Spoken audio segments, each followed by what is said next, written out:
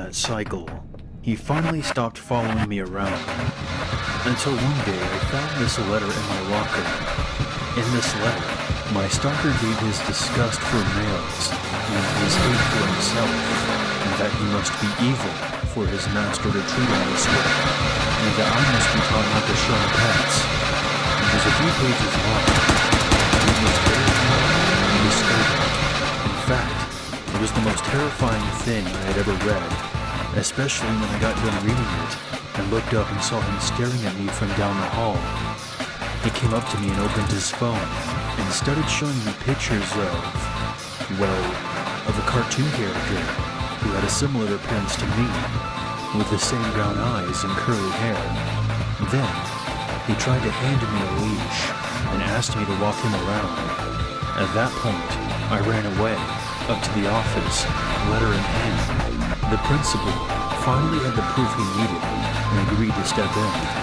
The cops got involved, and soon after, a restraining order was put in place. He was expelled and wasn't allowed within 50 feet of me.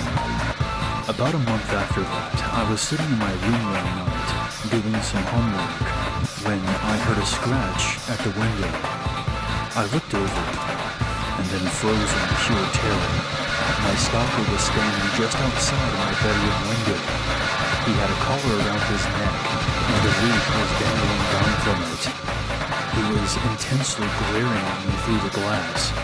His face then crooked into a disgusting grin, before licking the surface of the window and ran off.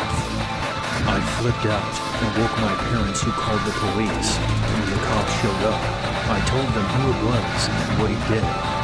They collected the evidence from my window and arrested my stalker for breaking the restraining order.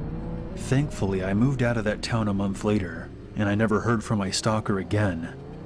I still have nightmares about this to this day. Being stalked was